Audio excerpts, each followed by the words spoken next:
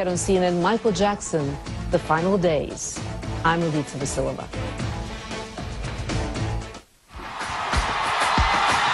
This is the final curtain call. His last night was spent on stage.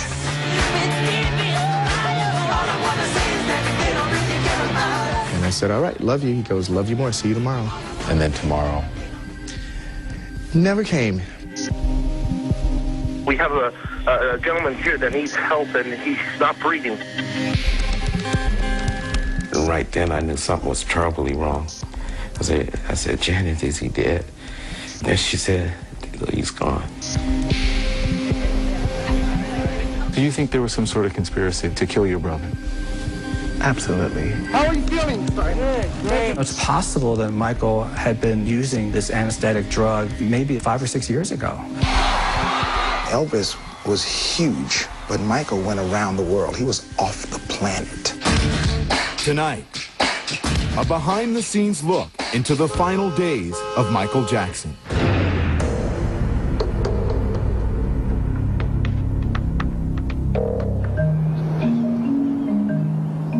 As the sun rose above the exclusive Los Angeles hills, inside Michael Jackson's mansion, the entertainer began the morning of June 24th, 2009, doing what he loved, preparing for a show. Now do it slow. He and I would start about noon or 1 o'clock at his home. We'd dance a few hours and stretch. You have to have a full attitude. You have a half attitude. Do the full one. Travis Payne was Michael Jackson's longtime choreographer. We were, on a journey with Michael that was going to return him to the stage, that he loved so much. And I know that we were 8 days away from leaving for London. The stage is where Michael was most at ease. On stage, there was no one better. Since age 5, he'd electrified audiences around the world with hit songs like I Want You Back. And the world appeared ready to welcome him back. It had been 12 years since Jackson's last major performance. The king of pop was poised to regain his throne. This is it. I mean, this is really it. This is the final curtain call. According to the contract with concert promoters AEG, Michael was to perform 50 concerts at the O2 Center in London over a 9-month period. I'll be performing the songs my fans want to hear. But was Michael physically up to the challenge? Both Michael and AEG had a lot on the line. It was his comeback. It was his renaissance, his rebirth on stage. After so many years of being out of the spotlight, a lot of people were wondering if he could pull this off. This is it, and see you in July. But there were questions about whether Jackson was ready. Kenny Ortega, the director for This Is It, called a private meeting at Jackson's home. AEG's CEO Randy Phillips attended the meeting. Kenny was concerned that he wasn't coming to enough rehearsals, that he was taking it a little too nonchalantly. And Michael explained that he needed Kenny to build the house, and then he would come in and paint the front door. However, Brian Oxman, attorney for Michael's father, Joe Jackson, claims AEG had deeper concerns about the entertainer. He was too sleepy. He was taking medications which made him tired and unable to perform, and that unless he got his act together, the producers, the promoters were going to pull the plug on the concert series.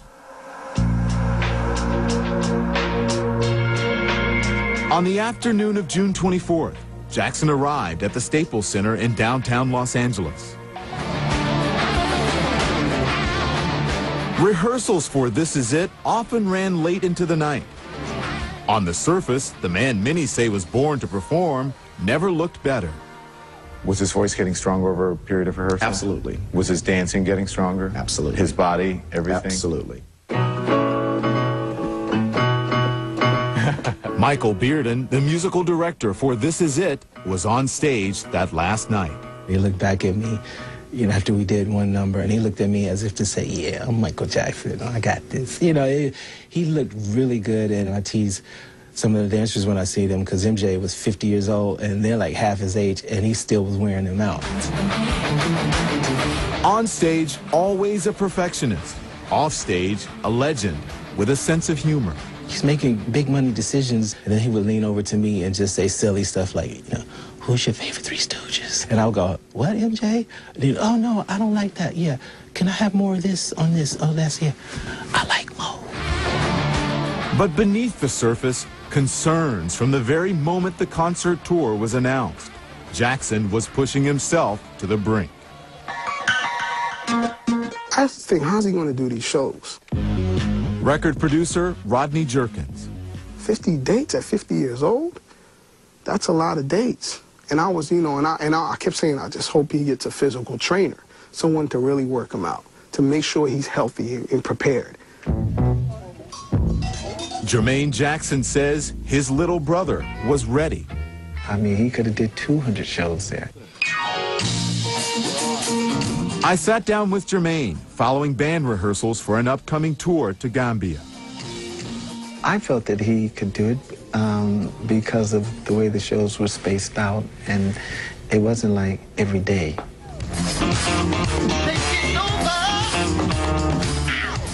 See, like when we first started, we were doing one-nighters where you go every day, you're in a different place. You're riding a bus and you're sleeping on top of each other. That's tough. But this was and you didn't have to take the stage down. You were in one location. I think that night he finally accepted down deep in whatever the inner reaches of an artist's soul are, that he could do this. Was anything out of the ordinary that night? The only thing that might have been out of the ordinary is that Michael had a serious glow about him that night.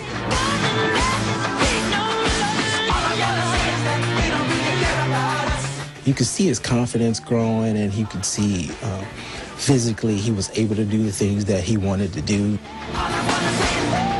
We were walking to our cars, and he put his arm around me at the Staples Center, and he said, "Thank you for getting me here.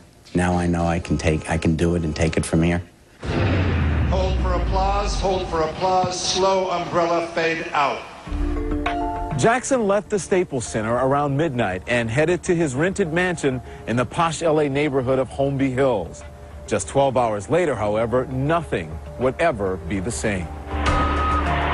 Coming up. Your mom said, get down here, it doesn't look good. The tragic news no family wants to hear. I said, oh my gosh, what's going on?